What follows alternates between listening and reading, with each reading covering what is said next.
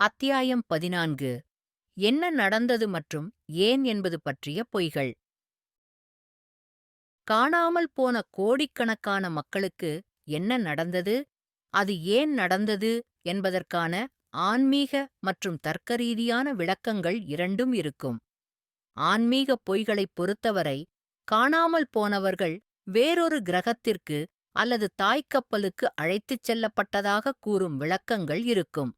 ஆம், நான் முற்றிலும் தீவிரமாக இருக்கிறேன், நாங்கள் அறிவொளி பெறாததால் அகற்றப்பட வேண்டும் என்று அவர்கள் கூறுவார்கள். நாம் இல்லாமல் வாழ்க்கை சிறப்பாக இருக்கும் என்று அவர்கள் சொல்வதை நீங்கள் கேட்பீர்கள். எனது கருத்தை நீங்கள் நன்றாக புரிந்து கொள்ள உதவும் வகையில், பிரபல புதிய வயது எழுத்தாளர் பார்பரா மார்சினியாக்கின் மேற்கோள் இதோ: பூமி மாறும் நேரத்தில் கிரகத்தை விட்டு வெளியேறும் மக்கள் இனி இங்கு பொருந்தாது. அவர்கள் பூமியின் இணக்கத்தை நிறுத்துகிறார்கள். ஒருவேளை 20 மில்லியன் மக்கள் ஒரே நேரத்தில் கிரகத்தை விட்டு வெளியேறும் நேரம் வரும்போது, எஞ்சியிருப்பவர்களின் நனவில் மிகப்பெரிய மாற்றம் ஏற்படும். இப்போது சில புதிய வயதுடையவர்கள் உடன்படவில்லை. நாங்கள் அகற்றப்பட்டோம் என்று கூறலாம், அதனால் நாங்கள் அறிவொளி பெறலாம், பின்னர் திரும்பி வந்துவிட்டுச் சென்ற அனைவருக்கும் கற்பிக்கலாம்.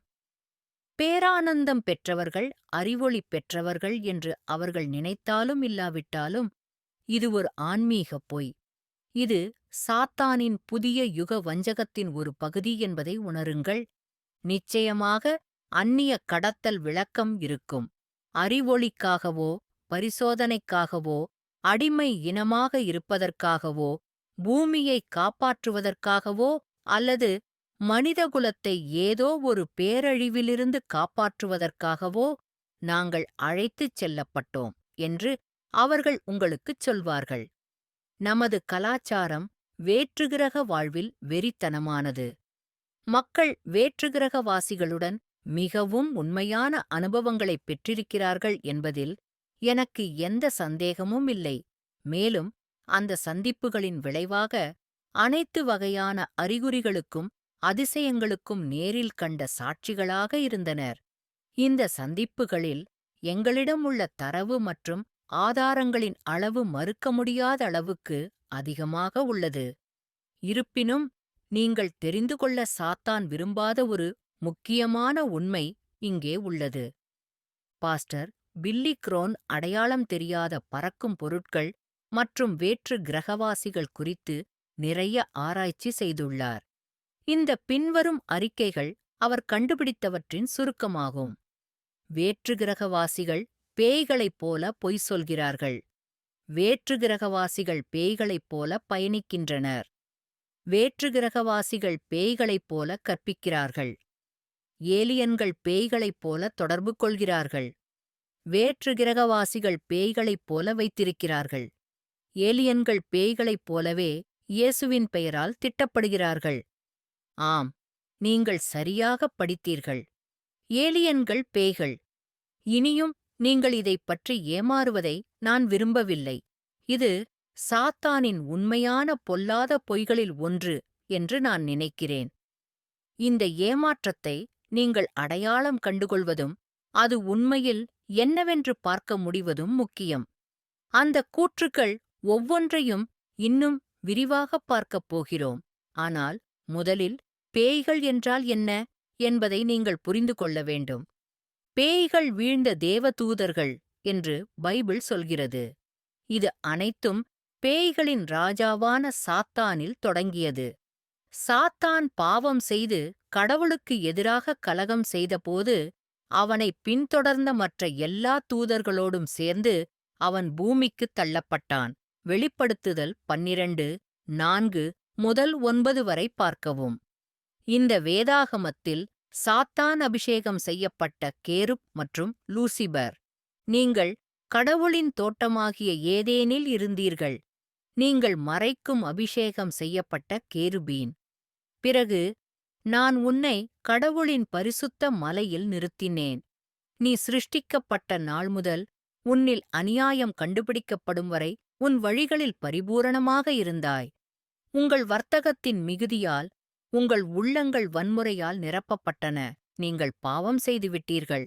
ஆகையால் நான் உங்களைக் கடவுளின் மலையிலிருந்து அசுத்தமானவர்களாகத் தள்ளிவிட்டேன். நான் உன்னைத் தரையில் போட்டேன். ராஜாக்கள் உன்னைக் காணும்படி நான் உன்னை அவர்களுக்கு முன்பாக வைத்தேன். எசேக்கியேல் 28, 13 முதல் 17 வரை. நீ எப்படி வானத்திலிருந்து விழுந்தாய், ஓ லூசிபர், காலையின் மகனே! தேசங்களை வலுவிழக்கச் செய்தவரே, நீங்கள் எப்படித் தரைமட்டமாக்கப்படுகிறீர்கள்? ஏசாயா 14:12 புதிய கிங் ஜேம்ஸ் பதிப்பு. இயேசுவின் நாமத்தினாலே பிசாசுகளைத் துரத்த முடியும் என்று இயேசுவின் சீஷர்கள் ஆச்சரியப்பட்டபோது, சாத்தான் வானத்திலிருந்து விழுவதைக் கண்டதாக இயேசு அவர்களிடம் கூறினார். இந்த வசனங்களில் இயேசுவே ஆண்டவர். 70 பேரும் மகிழ்ச்சியுடன் திரும்பி வந்து, ஆண்டவரே, உமது பெயரால் பேய்களும் எங்களுக்குக் கீழ்ப்படுகின்றன. அவர் அவர்களை நோக்கி, சாத்தான் மின்னல் போல் வானத்திலிருந்து விழுந்ததைக் கண்டேன். லூக்கா 10, 17 முதல் 18. விழுந்து போன தேவதூதர்கள் இப்போது பூமியில் வசிக்கிறார்கள் என்றாலும், பரலோகத்தில் கடவுளுடன் தொடர்பு கொள்வதற்கு அவர்களுக்கு இன்னும் அணுகல் உள்ளது.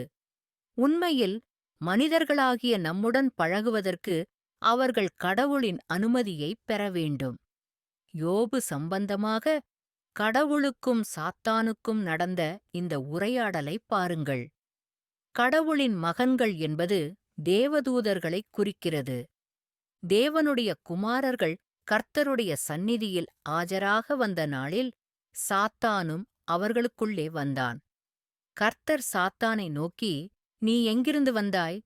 அப்பொழுது சாத்தான் கர்த்தருக்குப் பிரதியுத்தரமாக, பூமியில் முன்னும் பின்னுமாக நடப்பதாலும் அதிலே ஏறி இறங்குவதாலும் என்றான்.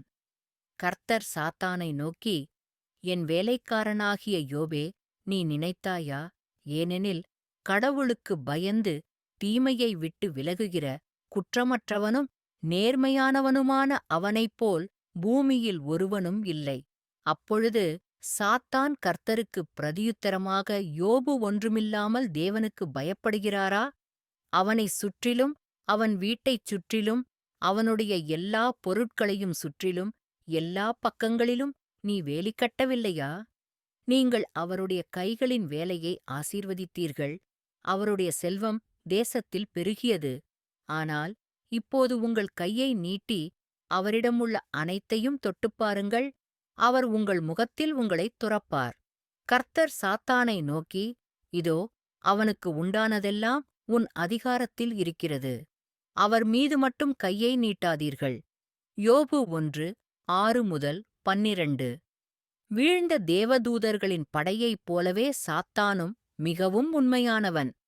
இந்த விழுந்து போன தேவதைகள் சொர்க்கத்திலிருந்து வெளியேற்றப்படும் ஒரு நாள் வருகிறது. இது பேரானந்தத்தில் நடக்கிறது. அப்போது அவர்கள் கடவுளை அணுகுவதை இழக்கிறார்கள். அந்த நாளில் இருந்து அந்நிய பேய் செயல்பாடுகளில் குறிப்பிடத்தக்க அதிகரிப்பு இருக்கும். ஏனென்றால் தங்களுக்கு இன்னும் குறுகிய காலமே உள்ளது என்பதை அவர்கள் அறிவார்கள். அவர்கள் ஆத்திரம் நிறைந்தவர்களாக இருப்பார்கள். இந்த கதை எப்படி முடிகிறது என்று அவர்களுக்குத் தெரியும். அவர்கள் அனைவரும் நெருப்பு ஏரியில் முடிவடைவார்கள். வெளிப்படுத்தல் 20, 10, மத்தேயு 25, 41. பெரிய டிராகன் கீழே வீசப்பட்டது. பழைய பாம்பு, பிசாசு மற்றும் சாத்தான் என்று அழைக்கப்படுபவர் உலகம் முழுவதையும் ஏமாற்றுபவர். அவர் பூமியில் தள்ளப்பட்டார். அவருடைய தூதர்கள் அவருடன் கீழே தள்ளப்பட்டனர். இப்போது நமது தேவனுடைய இரட்சிப்பும் வல்லமையும் ராஜ்யமும் அவருடைய கிறிஸ்துவின் அதிகாரமும் வந்திருக்கிறது என்று சொல்லுகிற ஒரு உரத்த சத்தத்தை பரலோகத்தில் கேட்டேன். ஏனென்றால் நம் சகோதரர்களை இரவும் பகலும் நம் கடவுளுக்கு முன்பாகக் குற்றம் சாட்டுகிறவர் தூக்கி எறியப்பட்டார். ஆட்டுக்குட்டியின் இரத்தத்தினிமித்தமும் அவர்களுடைய சாட்சியின் வார்த்தையினாலும் அவர்கள் அவனை ஜெயித்தார்கள். அவர்கள் தங்கள் வாழ்க்கையை மரணம் வரை கூட நேசிக்கவில்லை. ஆகையால் வானங்களே, அவற்றில் வாசமாயிருக்கிறவர்களே, சந்தோஷப்படுங்கள். பூமிக்கும் சமுத்திரத்துக்கும் ஐயோ! ஏனென்றால் பிசாசு தனக்கு கொஞ்ச காலமே இருக்கிறது என்பதை அறிந்து மிகுந்த கோபத்துடன் உங்களிடம் இறங்கிவிட்டான். வெளிப்படுத்துதல் 12 9 முதல் 12. பேய்கள் யார் என்பதை இப்போது நீங்கள் புரிந்து கொண்டீர்கள். வேற்று கிரகவாசிகள் பேய்களைப் போல இருப்பதைப் பற்றிய ஒவ்வொரு புள்ளிகளையும் கருத்தில் கொள்வோம். வேற்று கிரகவாசிகள் பேய்களைப் போல பொய் சொல்கிறார்கள். வேற்று கிரகவாசிகள் தங்களை ஒரு பரிணாம வளர்ச்சியடைந்த உயர்படித்த இனம் என்று கூறுகின்றனர். இது பரிணாமத்தின் பொய். கடவுள் ஒரு தனித்துவமான நோக்கத்திற்காக எல்லாவற்றையும் படைத்ததால் அது பொய் என்று நமக்குத் தெரியும். நீங்கள் பரிணாமத்தின் விபத்து அல்ல. நீங்கள் விண்வெளி சேற்றில் இருந்து உருவாகவில்லை. கடவுளின் மகிமைக்காக நீங்கள் அவருடைய சாயலில் படைக்கப்பட்டீர்கள். யார் நம்மை பொய்யால் ஏமாற்றுகிறார் என்று கடவுள் கூறுகிறார்? அவர் பொய்களின் தந்தை சாத்தான். அவர் எப்போதும் ஏமாற்றக்கூடிய ஒருவரைத் தேடுகிறார். இந்த வசனங்களில் சாத்தான் பிசாசு. நீங்கள் உங்கள் தந்தை பிசாசு மற்றும் நீங்கள் உங்கள் தந்தையின் ஆசைகளை செய்ய வேண்டும். அவர் ஆரம்பத்திலிருந்தே ஒரு கொலைகாரனாக இருந்தார், மேலும் சத்தியத்தில் நிற்கவில்லை, ஏனென்றால் அவரிடம் உண்மை இல்லை. பொய் பேசும்போதுதானே பேசுவான், ஏனெனில் அவர் பொய்யர், பொய்களின் தந்தை. ஜான் 8:44. நிதானமாகவும் தன்னடக்கமாகவும் இருங்கள். கவனமாக இருங்கள். உங்கள் எதிரியாகிய பிசாசு கெர்ச்சிக்கிற சிங்கம் போல் யாரை விழுங்கலாம் என்று தேடி அலைகிறான். முதல் பேதுரு 5:8. வேற்றுகிரகவாசிகள் பேய்களைப் போல பயணிக்கின்றனர். வேற்றுகிரகவாசிகள் அவர்கள் எவ்வாறு பயணிக்கிறார்கள் என்பதன் காரணமாக தாங்கள் ஒரு மேம்பட்ட உயிரினம் என்று நம்மை நினைக்க வைக்க முயற்சி செய்கிறார்கள். அடையாளம் தெரியாத பறக்கும் பொருள்கள் மற்றும் வேற்றுகிரகவாசிகள் வேறு பரிமாணத்தில் இருந்து வந்ததைப் போல மெல்லிய காற்றில் அடிக்கடி தோன்றும். பறக்கும் தட்டுகள் மற்றும் பிற உயர் தொழில்நுட்ப தோற்றம் கொண்ட வாகனங்கள் எங்கும் தோன்றுவது போல் எல்லா வகையான பார்வைகளும் உள்ளன. பரிமாணங்களுக்கு இடையில் பயணிக்கும் திறன் யாருக்கு இருக்கிறது என்று பைபிள் சொல்கிறது? அது தேவதைகளாக இருக்கும். அவர்களுக்கு ஆன்மீக பரலோக பரிமாணத்திற்கான அணுகல் உள்ளது, மேலும் பூமியில் உள்ள நமது பரிமாணத்திற்கு அவர்களுக்கு அணுகல் உள்ளது. பேய்கள் விழுந்த தேவதைகள் என்பதை நினைவில் கொள்ளுங்கள். இந்த வேதாகமத்தில் தீர்க்கதரிசி எலிசா தன் வேலைக்காரனின் கண்கள் ஆவியின் பரிமாணத்திற்குத் திறக்கப்பட வேண்டும் என்று ஜெபித்ததைக் காண்கிறோம். கடவுள் தனது கண்களைத் திறந்தார். தீர்க்கதரிசி பார்க்கக்கூடியதைக் கண்டார். அக்கினி ரதங்களுடன் தேவதூதர்கள் நிறைந்த ஒரு மலை. தேவதைகள் உண்மையில் நம்மிடையே இருக்கிறார்கள். அவர்கள் வேறு பரிமாணத்தில் இருப்பதால் நாம் பொதுவாக அவர்களைப் பார்ப்பதில்லை. தேவனுடைய மனுஷனுடைய வேலைக்காரன் அதிகாலையில் எழுந்து வெளியே போனபோது, இதோ, குதிரைகளுடனும் இரதங்களுடனும் பட்டணத்தைச் சுற்றிலும் ஒரு இராணுவம் இருந்தது. அவனுடைய வேலைக்காரன் அவனை நோக்கி, ஐயோ, என் தலைவரே, நாம் என்ன செய்வோம்? அவர் பதிலளித்தார், பயப்படாதே, அவர்களுடன் இருப்பவர்களை விட நம்முடன் இருப்பவர்கள் அதிகம். எலிசா ஜெபித்து, கர்த்தாவே, அவன் பார்க்கும்படிக்கு அவன் கண்களைத் திற என்றான். கர்த்தர் அந்த இளைஞனின் கண்களைத் திறந்தார். அவன் பார்த்தான். இதோ, எலிசாவைச் சுற்றிலும் குதிரைகளாலும் அக்கினி ரதங்களாலும் மலை நிறைந்திருந்தது. 2 அரசர்கள் 6:15 முதல் 17. வேற்றுகிரகவாசிகள் பேய்களைப் போல கற்பிக்கிறார்கள். பைபிளுக்கு எதிரான புதிய யுக ஆன்மீகத்தை ஊக்குவிக்கிறார்கள். மாறுவேடத்தில் இருக்கும் பேய்கள் கற்பிக்கும் சில விஷயங்கள் இவை. மக்கள் சிறிய கடவுள்கள், மக்கள் பூமியை வணங்க வேண்டும். இயேசு ஒரு வேற்றுகிரகவாசி. பாவமில்லை, எனவே மக்கள் இரட்சிக்கப்பட வேண்டிய அவசியமில்லை. மக்கள் கிறிஸ்துக்களாக மாறலாம். மக்கள் ஒரு உலக அரசாங்கத்தில் ஒன்றுபட வேண்டும் என்று இயேசு உண்மையில் சொன்னார். மேலும் பிசாசு என்று உங்களுக்குத் தெரிந்த லூசிபர் உண்மையில் உங்களைக் காப்பாற்றும் ஹீரோ. ஒன்றுபட்ட அரசாங்கம், இல்லையா? பேரானந்தத்திற்குப் பிறகு ஆண்டிகிறிஸ்ட் அமைக்கப் போவது இதுதான். ஆண்டிகிறிஸ்டுக்குள் யார் வசிக்கிறார்கள் என்பதை நினைவில் கொள்க, அது சாத்தான். பரிணாம வளர்ச்சியடைந்த ஒரு இனம் இயேசுவைப் பற்றிய இந்த முட்டாள்தனத்தையும் குப்பை பேச்சையும் கற்பிக்க விண்மீன் மண்டலம் முழுவதும் பயணிக்கும் என்று நீங்கள் உண்மையிலேயே நம்புகிறீர்களா? ஒரு உலகளாவிய பிரச்சினையைத் தீர்க்கப் பயனுள்ள ஒன்றை, ஒரு நோய்க்கான சிகிச்சையைப் போல அவை நமக்குக் கற்பிப்பதாக நீங்கள் நினைப்பீர்கள். மக்களுக்கு எல்லா வகையான துன்மார்க்கத்தையும் கற்பிப்பதாக பைபிள் யாரை அழைக்கிறது? மீண்டும் அது சாத்தானும் வீழ்ந்த தேவதூதர்களும்தான். இப்போது பரிசுத்த ஆவியானவர் நமக்குத் தெளிவாகக் கூறுகிறார், கடைசி காலத்தில் சிலர் உண்மையான விசுவாசத்தை விட்டு விலகுவார்கள். அவர்கள் ஏமாற்றும் ஆவிகள் மற்றும் பேய்களிடமிருந்து வரும் போதனைகளைப் பின்பற்றுவார்கள். முதல் தீமோத்தேயு 4:1 புதிய வாழ்க்கை மொழிபெயர்ப்பு. கிறிஸ்துவின் கிருபையில் உங்களை வேறொரு நற்செய்திக்கு அழைத்தவரை நீங்கள் இவ்வளவு சீக்கிரம் கைவிட்டுவிட்டீர்கள் என்று நான் ஆச்சரியப்படுகிறேன். ஆனால் வேறொரு நற்செய்தி இல்லை. சிலர் மட்டுமே உங்களைத் தொந்தரவு செய்து கிறிஸ்துவின் நற்செய்தியை சிதைக்க விரும்புகிறார்கள். ஆனால் நாங்கள் உங்களுக்கு பிரசங்கித்ததைத் தவிர வேறு எந்த நற்செய்தியை நாமோ அல்லது பரலோகத்திலிருந்து வந்த ஒரு தூதனோ உங்களுக்கு பிரசங்கித்தாலும் அவர் சபிக்கப்பட்டதாக இருக்கட்டும். கலாத்தியர் 1:6-8. பேய்களைப் போல ஏலியன்கள் நம்முடன் தொடர்பு கொள்கிறார்கள். வேற்றுக்கிரகவாசிகள் தங்களுடன் தொடர்பு கொள்வதற்காக மாற்றப்பட்ட உணர்வு நிலையில் உள்ளவர்களை விரும்புகிறார்கள். தெரிந்தது போலும், அதைத்தான் புதிய யுக ஆன்மீகம், ஆழ்நிலை தியானம், ஷேனலிங் மற்றும் மனரீதியான வாசிப்புகளுடன் கற்பிக்கிறது. கடவுளுடைய வார்த்தை இந்த வகையான நடைமுறைகளையும் ஆவி மண்டலத்துடனான தொடர்புகளையும் நேரடியாக தடை செய்கிறது.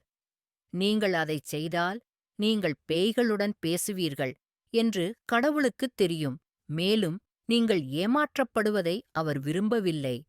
பைபிளில் கடவுள் நேரடியாக தடை செய்த ஒன்றை மக்கள் ஏன் செய்ய வேண்டும் என்று ஒரு வேற்றுக்கிரகவாசி விரும்புகிறார்?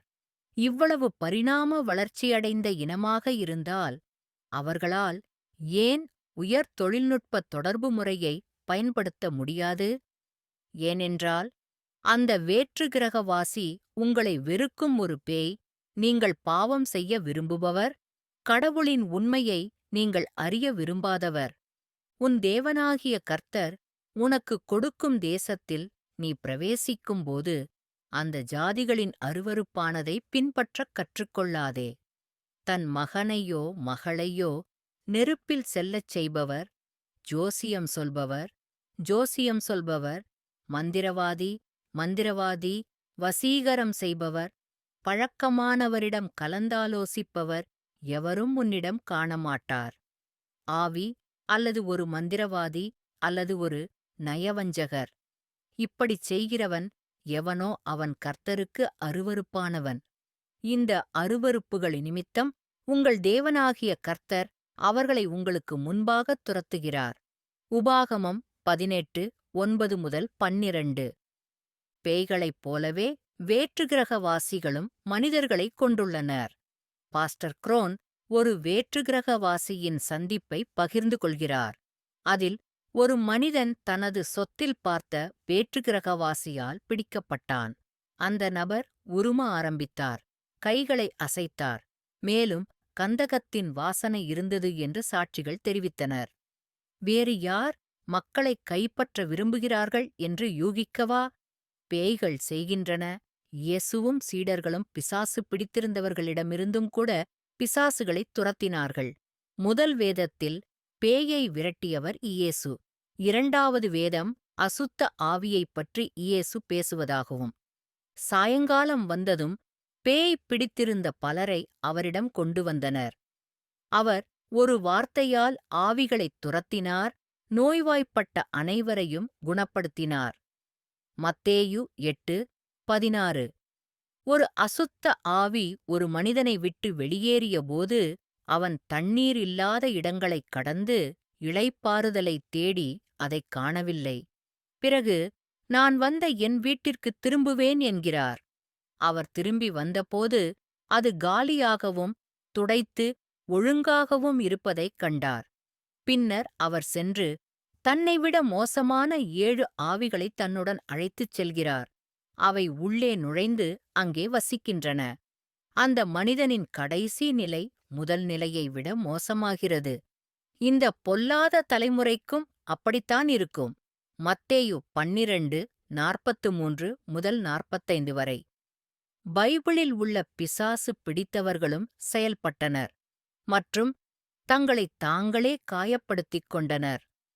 பிசாசுகள் கொலைகாரனாகிய சாத்தானை பின்தொடர்கின்றன. அவர்கள் உங்களை காயப்படுத்த விரும்புகிறார்கள். மற்றும் கந்தகம் போன்ற வாசனை யார் யூகிக்க? அது சரி, பேய்கள் செய்கின்றன. அவர்களின் தங்குமிடம் நரகம், நெருப்பு ஏரி. இது கந்தகம் போன்ற வாசனை. வெளிப்படுத்துதல் 20:10 பார்க்கவும். இந்த வேதத்தில் அசுத்த ஆவி கொண்ட ஒரு மனிதன் இயேசுவை அணுகுவதைக் காண்கிறோம். அதாவது, அவர் அசுத்த ஆவியால் ஆட்கொள்ளப்பட்டார். அவர் படகை விட்டு வெளியே வந்தவுடனே அசுத்த ஆவி பிடித்த ஒரு மனிதன் கல்லறையிலிருந்து வெளியே அவரை எதிர்கொண்டான். அவர் கல்லறைகளில் வாழ்ந்தார். சங்கிலிகளாலும் அவரைக் கட்டியிருந்ததாலும், சங்கிலிகள் அவனால் கிழிக்கப்பட்டிருந்ததாலும், சங்கிலிகள் துண்டாக்கப்பட்டதாலும், யாராலும் அவனைச் சங்கிலியால் கூடப் பிணைக்க முடியவில்லை. அவனை அடக்கும் சக்தி யாருக்கும் இல்லை. எப்பொழுதும் இரவும் பகலும் கல்லறைகளிலும் மலைகளிலும் அவர் கூக்குரலிட்டு கற்களால் தன்னைத்தானே வெட்டிக் கொண்டார். தூரத்திலிருந்து இயேசுவைக் கண்டு ஓடிவந்து அவரை வணங்கி உரத்த குரலில் கூக்குரலிட்டு, உன்னதமான கடவுளின் மகனே இயேசுவே, எனக்கும் உமக்கும் என்ன? நான் உங்களுக்கு கடவுளால் ஆணையிடுகிறேன், என்னைத் துன்புறுத்தாதீர்கள். ஏனென்றால் அசுத்த ஆவியே, அந்த மனிதனை விட்டு வெளியே வா. அவனிடம், உன் பெயர் என்ன? அவர் அவனை நோக்கி, என் பெயர் லெஜியன், ஏனென்றால் நாங்கள் பலர். அவர்கள் இயேசுவினிடத்தில் வந்து பிசாசு பிடித்தவனும் படையணியுள்ளவனும் உடுத்திக்கொண்டு தன் மனதிலே உட்கார்ந்திருப்பதைக் கண்டார்கள். மேலும் அவர்கள் பயந்தார்கள். மார்க் 5:2-9, 15. வேற்று கிரகவாசிகளின் சந்திப்புகளைப் பெற்ற பலர் உண்மையான உடல் மனிதர்களைப் பார்த்திருக்கிறார்கள். சாம்பல் நிற வேற்றுக்கிரகவாசிகள் மற்றும் சிறிய பச்சை மனிதர்களின் படங்களை நாம் அனைவரும் பார்த்திருக்கிறோம். தேவதைகள் உடல் தோற்றத்தைப் பெற முடியும் என்பது உங்களுக்குத்தான் தெரியுமா? அந்நியர்களுக்கு விருந்தோம்பல் காட்ட மறக்காதீர்கள். அவ்வாறு செய்வதால் சிலர் தேவதைகளை அறியாமல் மகிழ்ந்திருக்கிறார்கள். எபிரேயர் 13:2. அப்படிப்பட்ட மனிதர்கள் போலி அப்போஸ்தலர்கள், ஏமாற்று வேலைக்காரர்கள், கிறிஸ்துவின் அப்போஸ்தலர்கள் போல் வேஷம் போடுபவர்கள். மேலும் சாத்தான் கூட ஒளியின் தூதனாக மாறுவேடமிட்டதால் ஆச்சரியப்படுவதற்கில்லை. ஆகவே அவருடைய ஊழியக்காரர்களும் நீதியின் ஊழியக்காரராக வேஷம் போட்டால் பெரிய காரியம் இல்லை. அவர்களுடைய முடிவு அவர்களுடைய கிரியைகளின்படியே இருக்கும். 2 கொரிந்தியர் 11:13-15 வரை. 2 தூதர்களும் மாலையில் சோதோமுக்கு வந்தனர். லோத்து சோதோமின் வாயிலில் அமர்ந்தான். லோத்து அவர்களைப் பார்த்து அவர்களை சந்திக்க எழுந்தான். பூமியை நோக்கி முகம் குனிந்தான். ஆதியாகமம் 19:1. ஏலியன்கள் இயேசுவின் பெயரால் கண்டிக்கப்படுகிறார்கள். கடத்தல்களை அனுபவித்த நபர்களைப் பற்றி அந்நிய கடத்தல் ஆய்வாளர் ஜோ ஜோர்டான் கூறுவது இங்கே உள்ளது. வழக்கு சாட்சியங்கள் பற்றிய ஆராய்ச்சியின் மூலம் அனுபவமிக்கவர்களில் சிலர் அனுபவத்தை நிறுத்தவோ அல்லது நிறுத்தவோ முடிந்தது என்று கண்டறியப்பட்டது. கிறிஸ்தவ அனுபவமுள்ளவர்களிடையே பயன்படுத்தப்பட்ட முறையில் அங்கீகரிக்கப்பட்ட பொதுவான தன்மை இருந்தது. இயேசு கிறிஸ்துவின் பெயரையும் அதிகாரத்தையும் அழைப்பதன் மூலம் இந்த அனுபவம் நிறுத்தப்படலாம் அல்லது நிறுத்தப்படலாம் என்று காட்டப்பட்டது. ஒரு மந்திர வார்த்தையாக அல்ல, ஆனால் அவருடனான அவர்களின் விசுவாசம் மற்றும் தனிப்பட்ட உறவின் மூலம். அவர் தனது இணையதளத்தில் 100க்கும் மேற்பட்ட சாட்சியங்களை வெளியிட்டுள்ளார். அது சுவாரஸ்யமானது, இல்லையா? இப்போது ஏன் பூமியில் ஒரு வேற்றுகிரகவாசி இயேசு கிறிஸ்துவின் அதிகாரத்திற்கு பதிலளிக்க வேண்டும்? ஏனென்றால் அது பேய். எல்லா தேவதூதர்களும் இயேசுவின் அதிகாரத்தின் கீழ் உள்ளனர். ஜெப ஆலயத்தில் அசுத்தமான பிசாசு பிடித்த ஒரு மனிதன் இருந்தான். அவன் உரத்த குரலில், ஆ, நாசரேத்து இயேசுவே, எங்களுக்கும் உங்களுக்கும் என்ன சம்பந்தம்? எங்களை அழிக்க வந்தாயா? கடவுளின் பரிசுத்தரே, நீங்கள் யார் என்று எனக்குத் தெரியும். இயேசு அவனைக் கடிந்து கொண்டு, மௌனமாயிரும், அவனை விட்டு வெளியே வா என்றார். பேய் அவரை அவர்கள் நடுவில் தூக்கி எறிந்தபோது அவருக்கு எந்தத் தீங்கும் செய்யாமல் அவரை விட்டு வெளியே வந்தார்.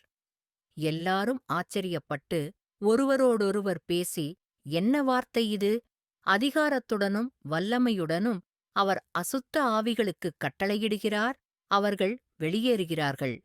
லூக்கா 4:33 முதல் 36 வரை. நாங்கள் ஜெபத்திற்குச் சென்று கொண்டிருந்தபோது குறி சொல்லும் ஆவி கொண்ட ஒரு பெண் எங்களைச் சந்தித்தாள். பவுலையும் எங்களையும் பின்தொடர்ந்து அவள் கூக்குரலிட்டாள், இந்த மனிதர்கள் உன்னதமான கடவுளின் ஊழியர்கள், அவர்கள் இரட்சிப்பின் வழியை நமக்கு அறிவிக்கிறார்கள். அவள் இதை பல நாட்கள் செய்து கொண்டிருந்தாள்.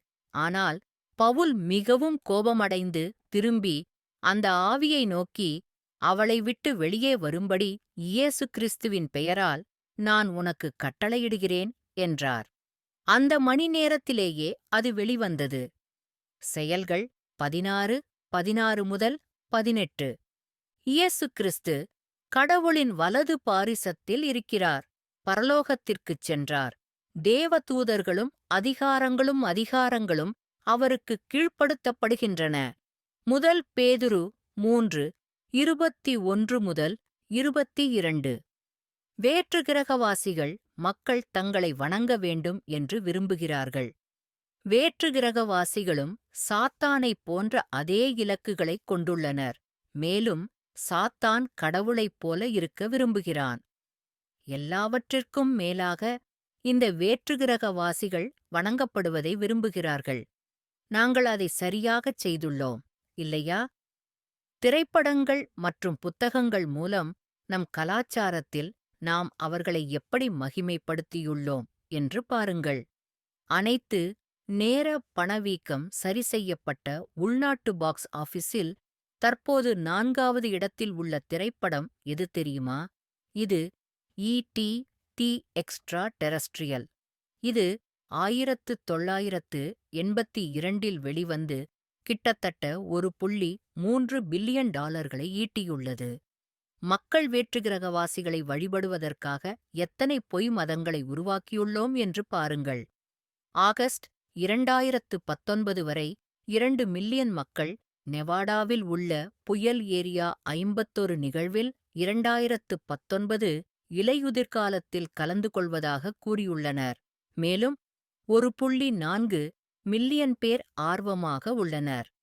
2 மில்லியன் மக்கள். இது இண்டியானாபோலிஸின் முழு பெருநகரப் பகுதிக்கும் சமம். நிறைய பேர் வேற்றுகிரகவாசிகள் மீது வெறி கொண்டுள்ளனர்.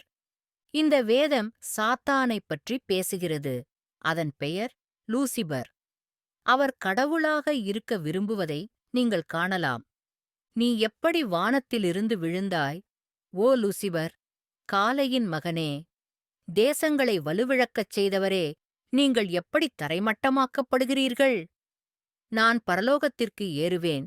என் சிங்காசனத்தை தேவனுடைய நட்சத்திரங்களுக்கு மேலாக உயர்த்துவேன் என்று உன் இருதயத்தில் சொன்னாய்.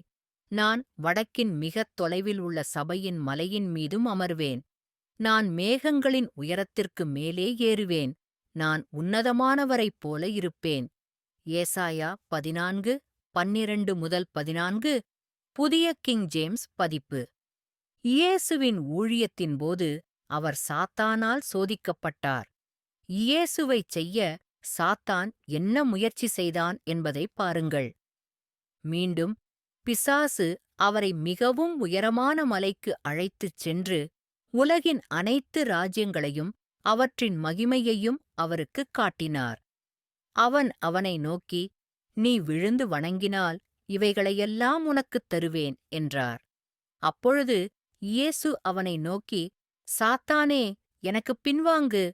ஏனெனில் உங்கள் கடவுளாகிய ஆண்டவரைத் தொழுது அவருக்கு மட்டுமே பணிவிடை செய்வாயாக என்று எழுதப்பட்டுள்ளது. மத்தேயு 4:8-10 வரை. அது சரி, இயேசு தன்னை வணங்க வேண்டும் என்று சாத்தான் விரும்பினான். இயேசு மாம்சத்தில் கடவுள் என்பதை நினைவில் கொள்ளுங்கள். எனவே சாத்தான் கடவுளைப் போல் இருக்க விரும்பவில்லை, கடவுளை மாற்ற விரும்புகிறான். கடவுள் தன்னை வணங்க வேண்டும் என்று அவர் விரும்புகிறார். கீழேயுள்ள இந்த வேதாகமத்தில் மக்கள் பேய்களை வணங்குவதை வரலாறு முழுவதும் காணலாம். கர்த்தர் அவர்களுக்குக் கட்டளையிட்டபடி அவர்கள் ஜனங்களை அழிக்காமல் ஜாதிகளோடு கலந்து அவர்களுடைய கிரியைகளைக் கற்றுக்கொண்டார்கள். அவர்கள் தங்கள் சிலைகளைச் சேவித்தார்கள், அது அவர்களுக்குக் கண்ணியாக மாறியது. ஆம், அவர்கள் தங்கள் மகன்களையும் மகள்களையும் பேய்களுக்குப் பலியிட்டார்கள். சங்கீதம் 106:34-37 வரை. பின்னர் அவர் தன்னை உருவாக்கிய கடவுளைக் கைவிட்டு தனது இரட்சிப்பின் பாறையை நிராகரித்தார். அவர்கள் அவரை விசித்திரமான கடவுள்களுடன் பொறாமை கொள்ளத் தூண்டினர். அருவருப்பான செயல்களால் அவரைக் கோபப்படுத்தினார்கள். அவர்கள் பேய்களுக்கு அல்ல, கடவுளுக்கு அல்ல, அவர்களுக்குத் தெரியாத கடவுள்களுக்கு, உங்கள் தந்தையர் அஞ்சாத புதிய கடவுள்களுக்கு பலியிட்டார்கள். உபாகமம் 32:15-17 வரை. இங்கே அப்போஸ்தலன் பவுல் கடவுளைத் தவிர வேறு எதையும் வணங்க வேண்டாம் என்று கூறுகிறார். நாம் கடவுளுக்கு பதிலாக வேறு ஒன்றைக் கொண்டு வரும்போது அது உண்மையில் ஒரு பேய். இப்போது இவைகள் நமக்கு உதாரணங்களாக இருந்தன. அவர்களும் ஆசைப்பட்டது போல் நாமும் தீயவற்றின் மீது ஆசை கொள்ளக்கூடாது என்பதற்காக. அவர்களில் சிலர் இருந்தது போல் விக்கிரகாராதனை செய்பவர்களாக இருக்காதீர்கள். எழுதப்பட்டிருக்கிறபடி மக்கள் சாப்பிடவும் குடிக்கவும் உட்கார்ந்தார்கள், விளையாடுவதற்கு எழுந்தார்கள். ஆகையால் என் பிரியமானவர்களே, விக்கிரகாராதனையை விட்டு ஓடிப்போங்கள். மாம்சத்தின்படி இஸ்ரவேலைக் கருதுங்கள். பலிகளை உண்பவர்கள் பலிபீடத்தில் பங்கு கொள்ள வேண்டாமா? அப்புறம் நான் என்ன சொல்கிறேன்? சிலைகளுக்கு பலியிடப்பட்ட பொருள் ஏதேனும் உள்ளதா, அல்லது சிலை என்பது எதுவா? ஆனால் நான் சொல்கிறேன், புறஜாதிகள் பலியிடுவது கடவுளுக்கு அல்ல, பேய்களுக்கே பலியிடுகிறது. மேலும் நீங்கள் பேய்களுடன் கூட்டுறவு கொள்வதை நான் விரும்பவில்லை. கர்த்தருடைய கிண்ணத்திலும் பேய்களின் கோப்பையிலும் நீங்கள் இருவரும் குடிக்க முடியாது. நீங்கள் கர்த்தருடைய மேஜையிலும் பிசாசுகளின் மேசையிலும் பங்கு கொள்ள முடியாது. முதல் கொரிந்தியர் 10:6-7, 14, 18-21. வேற்றுக்கிரகவாசிகள் உண்மையில் சாத்தானிடமிருந்து ஏமாற்றப்பட்டவர்கள் என்று நம்புவதில் உங்களுக்கு இன்னும் கடினமாக இருக்கிறதா? இந்த உலகியல் ஆராய்ச்சியாளர்கள் என்ன சொன்னார்கள் என்று பாருங்கள். ஸ்டீவன் ஸ்பீல்பர்க்கின் close encounters of the third kind திரைப்படத்திற்கு உத்வேகம் அளித்த ஆராய்ச்சிக்காக அறியப்பட்ட பிரபல அடையாளம் தெரியாத பறக்கும் பொருள் ஆராய்ச்சியாளரும் வானியற்பியலாளருமான டாக்டர் ஜாக் வாலி அடையாளம் தெரியாத பறக்கும் பொருள்களைப் பற்றி ஒரு நேர்காணலில் இவ்வாறு கூறினார்: ஒத்திசைவுகள், அமானுஷ்ய ஒலிகள் மற்றும் விளக்குகள் மற்றும் எப்போதாவது போல்டர்ஜிஸ்ட் இலக்கியத்தில் விவரிக்கப்பட்டுள்ளதைப் போன்ற அபத்தமான தற்செயல்கள் பற்றிய அதிகரித்த விழிப்புணர்வு உள்ளிட்ட வெளிப்பாடுகளின் சூழலில் இந்த நிகழ்வு வருகிறது. அடையாளம் தெரியாத பறக்கும் பொருள் ஆராய்ச்சியாளரும் ஆசிரியருமான ஜான் கில் கூறுகையில், அடையாளம் காணப்படாத பறக்கும் பொருள்கள் உறுதியான உற்பத்தி செய்யப்பட்ட பொருட்களாக இருப்பதாகத் தெரியவில்லை. அவை நமது சுற்றுச்சூழலின் இயற்கை விதிகளுக்கு இணங்கவில்லை. அவை நம் புரிந்து கொள்ளும் திறன்களுக்கு ஏற்ப மாற்றியமைக்கப்படுவதைத் தவிர வேறொன்றுமில்லை. நிறுவனங்களுடனான ஆயிரக்கணக்கான தொடர்புகள் அவர்கள் பொய்யர்கள் மற்றும் கலைஞர்கள் என்று குறிப்பிடுகின்றன. அடையாளம் காணப்படாத பறக்கும் பொருளின் வெளிப்பாடுகள் பெரிய அளவில் பழைய பேய்க்கலை நிகழ்வின் சிறிய மாறுபாடுகளாகத் தெரிகிறது. போல்டர்ஜிஸ்ட் போன்றது. உண்மையில் அது பேய் பிடித்தல். நீங்கள் தெரிந்து கொள்ள சாத்தான் விரும்பாத உண்மை என்னவென்றால், வேற்றுகிரகவாசிகள் உண்மையில் பேய்கள். பேய்கள் சாத்தானைப் போலவே விழுந்து போன தேவதூதர்கள். இந்த உண்மையை ஒரு நிமிடம் சிந்தித்து அதன் முழு எடையையும் புரிந்து கொள்ளுங்கள். வேற்றுகிரகவாசி போல் வேடமணிந்து மிக நீண்ட காலமாக சாத்தான் உங்களை ஏமாற்றி வருகிறான். சாத்தான் ஒளியின் தூதனைப் போல் சுற்றித் திரிவதை விரும்புகிறான் என்பதை நாம் அறிவோம். அவர் வேற்றுகிரகவாசியாக இருப்பது கடினமாக இருக்காது. இந்த பேய்கள் உங்களை ஏமாற்ற ஆட்டு உடையில் ஓநாய்களின் பழமையான தந்திரத்தை பயன்படுத்துகின்றன. அப்படிப்பட்ட மனிதர்கள் போலி அப்போஸ்தலர்கள், ஏமாற்று வேலைக்காரர்கள், கிறிஸ்துவின் அப்போஸ்தலர்கள் போல் வேஷம் போடுபவர்கள். மேலும் சாத்தான் கூட ஒளியின் தூதனாக மாறுவேடமிட்டதால் ஆச்சரியப்படுவதற்கில்லை. 2 கொரிந்தியர் 11:13-14. கள்ளத்தீர்க்க தரிசிகளிடம் எச்சரிக்கையாயிருங்கள்.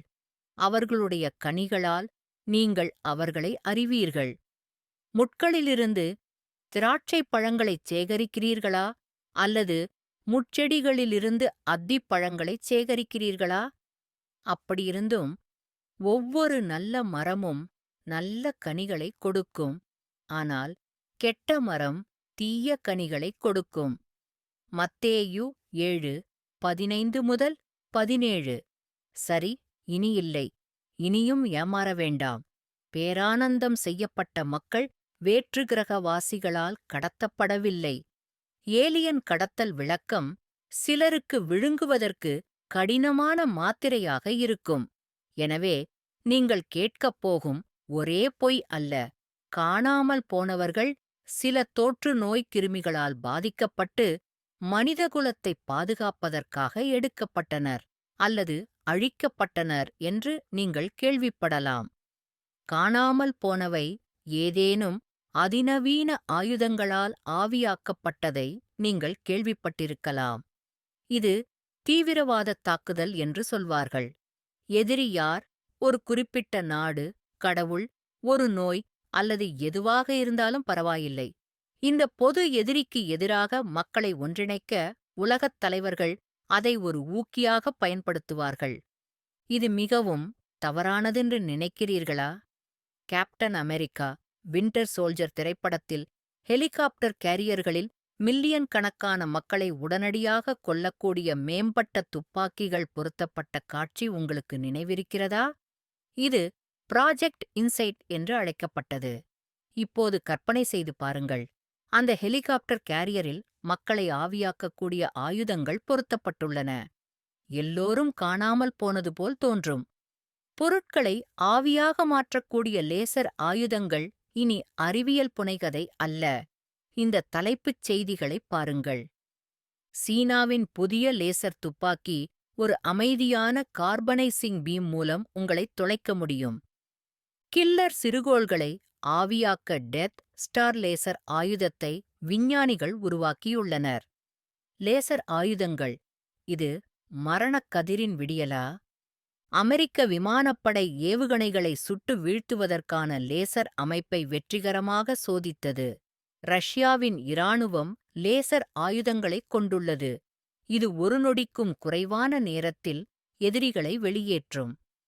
மறைந்து போனவை சில ரகசிய விண்வெளி ஆய்வுத் திட்டத்தின் ஒரு பகுதி என்றும், அவை பூமிக்கு வெளியே இடமாற்றம் செய்யப்பட்டன என்றும் தலைவர்கள் உங்களுக்குச் சொல்லலாம். அவை வேறொரு கிரகத்தின் நம்பகத்தன்மையை தீர்மானிக்க உதவுகின்றன. சிக்கலான தரவுகளின் அடிப்படையில் அவை தனித்தனியாக தேர்ந்தெடுக்கப்பட்டன. ஒவ்வொருவரின் சொந்த நலனுக்காக அவர்கள் அதை ரகசியமாக வைத்திருந்தார்கள். எல்லாவற்றிற்கும் மேலாக மனிதநேயம் ஆபத்தில் உள்ளது. சந்திரன் மற்றும் செவ்வாய் கிரகத்தை காலனித்துவப்படுத்தும் திட்டங்களில் சில பெரிய நிறுவனங்களை நாங்கள் ஏற்கனவே பெற்றுள்ளோம். பேரானந்தம் செய்யப்பட்ட மக்களுக்கு என்ன நடந்தது என்பது குறித்த இந்த பொய்யானது விட்டுச் சென்ற மக்கள் நம்புவதற்கு மிகவும் கடினமாக இருக்காது என்பதைக் காட்டும் சில சமீபத்திய தலைப்புச் செய்திகள் இவை. மனிதர்கள் வேறொரு கிரகத்திற்குச் செல்ல 100 வருடங்கள் உள்ளன என்கிறார் ஸ்டீஃபன் ஹாக்கிங். பூமியை காப்பாற்ற விண்வெளியில் தொழில்துறை மண்டலங்களை உருவாக்க வேண்டும் என்று ஜெஃப் பெசோஸ் நினைக்கிறார். 2032இல் செவ்வாய் கிரகத்தை குடியேற்ற திட்டமிடும் நபர்களை சந்திக்கவும். சந்திரனை குடியேற்றுவது பூமியை காப்பாற்றும் திறவுகோலாக இருக்கலாம் என்கிறார் ஜெஃப் பெசோஸ். 4 ஆண்டுகளில் செவ்வாய் கிரகத்தில் மனிதனை இறக்கிவிட முடியும் என்று ஸ்பேஸ்எக்ஸ் நிறுவனத்தின் எலோன் மஸ்க் கூறுகிறார். எலோன் மஸ்க் 3ஆம் உலகப் போரில் நமது உயிரினங்களை பாதுகாக்க செவ்வாய் கிரகத்தை காலனித்துவப்படுத்த வேண்டும். விஞ்ஞானிகள் முதன்முறையாக பூமியிலிருந்து சுற்றுப்பாதைக்கு ஒரு ஃபோட்டானை டெலிபோர்ட் செய்தனர். Beam me up Scotty. ஆராய்ச்சியாளர்கள் டெலிபோர்ட் துகள் ஒளி 6 கிலோமீட்டர்கள். அபத்தமானது போல் தோன்றும் பொய்களையும் நீங்கள் கேட்பீர்கள். உங்கள் யதார்த்தத்தை கட்டுப்படுத்தும் அதிநவீன கணினி செயற்கை நுண்ணறிவு அல்லது உயர் தொழில்நுட்ப அந்நிய இனம் இருப்பதாக சிலர் கூறுவார்கள். நீங்கள் கணினியில் உருவாக்கப்பட்ட வீடியோ கேம் உலகில் வாழ்கிறீர்கள். இது உருவகப்படுத்துதல் கருதுகோள் என்று அழைக்கப்படுகிறது. மேலும் விஞ்ஞானிகள் பல ஆண்டுகளாக இதை படித்து வருகின்றனர். தி மேட்ரிக்ஸ் படத்தில் நியோ செய்தது போல் காணாமல் போனவர்களுக்கு சிவப்பு மாத்திரைகள் வந்ததாக அவர்கள் கூறலாம். அந்த திரைப்படத்தைப் பற்றி உங்களுக்குத் தெரியாவிட்டால், முக்கிய கதாபாத்திரமான நியோ ஒரு சிவப்பு மாத்திரையை விழுங்கினார். அது அவரது மெய்நிகர் யதார்த்த உலகில் இருந்து அவரை எழுப்பியது. உயர் தொழில்நுட்ப வேற்றுக்கிரகவாசிகள் கட்டுப்பாட்டில் இருப்பதையும், சக்திக்காக மனிதர்களைப் பயன்படுத்துவதையும், மனிதர்களை மேட்ரிக்ஸ் எனப்படும் உருவகப்படுத்தப்பட்ட யதார்த்தத்தில் வைத்திருப்பதையும் அவர் கண்டுபிடித்தார். அல்லது நாங்கள் ஆளுமையில்லாத கதாபாத்திரங்கள் போல, சில குறைபாடுகளின் காரணமாக உருவகப்படுத்தப்பட்ட மக்கள் உருவகப்படுத்துதலில் இருந்து அகற்றப்பட்டனர் என்று அவர்கள் உங்களுக்குச் சொல்வார்கள். விர்ச்சுவல் ரியாலிட்டியில் வாழ்வது பற்றிய இந்த பொய்யைக் கேட்கும்போது பலர் அவிழ்த்துவிட முயற்சிப்பார்கள் என்று எனக்கு ஒரு பயங்கரமான உணர்வு இருக்கிறது. அவர்கள் திரைப்பட ஹீரோ நியோவின் அடிச்சுவடுகளை பின்பற்ற விரும்புவார்கள். இது முற்றிலும் பேய்த்தனமான பொய் மற்றும் பலரின் துரதிர்ஷ்டவசமான தற்கொலைகளுக்கு வழிவகுக்கும். என்னை நம்பவில்லையா? இந்த சமீபத்திய தலைப்புச் செய்திகளைப் பாருங்கள். மேட்ரிக்ஸ் போன்ற யதார்த்தம் பிரதான நீரோட்டத்திற்கு செல்கிறது. என்பிசி நாம் ஒரு உருவகப்படுத்தப்பட்ட பிரபஞ்சத்தில் வாழ்கிறோமா என்று கேட்கிறது. நாம் ஒரு உருவகப்படுத்துதலில் வாழலாம் என்று எலோன் மஸ்க் கூறுகிறார். அவர் சொல்வது சரியென்றால் நாம் எப்படி சொல்லலாம் என்பது இங்கே. நாம் கணினி உருவகப்படுத்துதலில் வாழ்கிறோமா? எனக்கு தெரியாது. ஒருவேளை மாசசூசெட்ஸ் இன்ஸ்டிடியூட் ஆஃப் டெக்னாலஜி விஞ்ஞானியின் உருவகப்படுத்துதல் கருதுகோள் மேட்ரிக்ஸுக்கு கட்டாயமான வழக்கை உருவாக்குகிறது. கமாடாட் செயற்கை நுண்ணறிவு நிறுவனர் ஜார்ஜ் ஹார்ட்ஸ் செயற்கை நுண்ணறிவு உருவகப்படுத்துதலில் இருந்து மனித குலத்தை விடுவிக்க விரும்புகிறார். கடவுள் இதைச் செய்தார் என்று பல தலைவர்கள் சொல்வதைக் கேட்கும்போது நீங்கள் சில உண்மைகளைப் பெறுவீர்கள். அவர்கள் உமிழும் பொய் என்னவென்றால், பூமியை நாம் குழப்பியதால் கடவுள் மனிதகுலத்தின் மீது கோபமாக இருக்கிறார். அவர் சிலரை அகற்ற வேண்டியிருந்தது. இதனால் இடதுபுறம் கிரகத்தை சரிசெய்து செழிக்க முடியும். ஆன்மீக ஞானம் இல்லாத மற்றும் உலக அமைதியைத் தடுக்கும் மக்களை கடவுள் அகற்றினார் என்று கூட அவர்கள் கூறலாம். கடவுள் பின்தங்கியவர்களை நேசிப்பதால் இதைச் செய்தார் என்று அவர்கள் சொல்வதை நீங்கள் கேட்பீர்கள். இந்த பொய்யில் 2 முக்கிய உண்மைகள் உள்ளன. ஆம், கடவுள் இதைச் செய்தார். ஆம், கடவுள் உங்களை நேசிக்கிறார். இன்று இந்த பொய்கள் எவ்வாறு பெருகி வருகின்றன என்பதை விளக்கும் சில தலைப்புச் செய்திகள் இங்கே உள்ளன. உலக மக்கள் தொகை 8 பில்லியனை நெருங்குகிறது. அது பெரிய செய்தி அல்ல. உலகம் முழுவதும் அதிக மக்கள் தொகை செலவு. டேவிட் அட்டன்பரோ, தி பிளானட், அதிக மக்கள் தொகையை சமாளிக்க முடியாது. உலகப் பெருங்கடல்களில் மனிதர்கள் ஏற்படுத்திய அதிர்ச்சியூட்டும் தாக்கத்தை பார்க்கவும். மனிதர்கள் ஆயிரக்கணக்கான ஆண்டுகளாக காலநிலையுடன் குழப்பமடைகிறார்கள். பூமியின் மிகப்பெரிய அச்சுறுத்தல்கள் மனிதர்களிடம் உள்ளன. புவி வெப்பமடைதலில் இருந்து கடவுள் நம்மை காப்பாற்ற மாட்டார் என்று தோன்றத் தொடங்குகிறது. அதன் மனிதர்களின் பாதி பூமியை காலி செய்யுங்கள். கிரகத்தை காப்பாற்ற ஒரே வழி இதுதான். கடவுள் கிரகத்தை கட்டுப்படுத்துகிறார் என்பதை நீங்கள் அறிந்து கொள்ள வேண்டும். என்ன நடக்கிறது, ஏன் நடக்கிறது என்பது அவருக்குத் தெரியும். ஏனென்றால் அவர்தான் அதைச் செய்கிறார். கடவுள் தனது படைப்பின் கட்டுப்பாட்டில் இல்லை என்ற பொய்யை நம்பாதீர்கள். ஆதியில் கடவுள் வானத்தையும் பூமியையும் படைத்தார். ஆதியாகமம் 1:1. கடவுள் தனது சக்தியால் பூமியைப் படைத்தார். அவர் தம்முடைய ஞானத்தினால் உலகத்தை ஸ்தாபித்தார். அவருடைய அறிவினால் அவர் வானங்களை விரித்தார். அவர் தம்முடைய சத்தத்தை உச்சரிக்கும்போது வானத்தில் உள்ள தண்ணீர்கள் கர்ஜனை செய்கின்றன. மேலும் அவர் பூமியின் எல்லைகளிலிருந்து நீராவிகளை மேலேறச் செய்தார். அவர் மழைக்காக மின்னல்களை உண்டாக்குகிறார். அவருடைய கருவூலங்களிலிருந்து காற்றை வெளியேற்றுகிறார். எரேமியா 10:12-13. சுழல் காற்றிலும் புயலிலும் கர்த்தர் வழி நடத்துகிறார். மேகங்கள் அவர் கால்களின் தூசி. அவர் கடலைக் கடிந்து கொண்டு அதை வறண்டு எல்லா நதிகளையும் வறண்டு போக செய்கிறார். அவருக்கு முன்பாக மலைகள் நடுங்குகின்றன, குன்றுகள் உருகுகின்றன. அவர் முன்னிலையில் பூமியும் ஆம் உலகமும் அதில் வசிப்பவர்களும் நடுங்குகிறார்கள். நஹூம் 1:3-5 வரை. நான் இங்கே அம்பலப்படுத்தியதை விட அதிகமான பொய்களை நீங்கள் கேட்பீர்கள் என்று நான் நம்புகிறேன். உங்களிடம் சொல்லப்பட்டதைக் கேட்க இது உதவும் என்று நம்புகிறேன். கடவுளுடைய வார்த்தைக்கு எதிராக எல்லாவற்றையும் மதிப்பிடுங்கள். தலைவர்களும் செய்திகளும் உங்களுக்குச் சொல்வதை நீங்கள் கேட்க மாட்டீர்கள் என்பது கடவுளின் வார்த்தை என்ன சொல்கிறதோ அதுதான் நடந்தது. இயேசு தங்கள் பாவங்களுக்காக இறந்தார் என்று நம்பியவர்கள் பேரானந்தத்தில் பரலோகத்திற்கு அழைத்துச் செல்லப்பட்டனர்.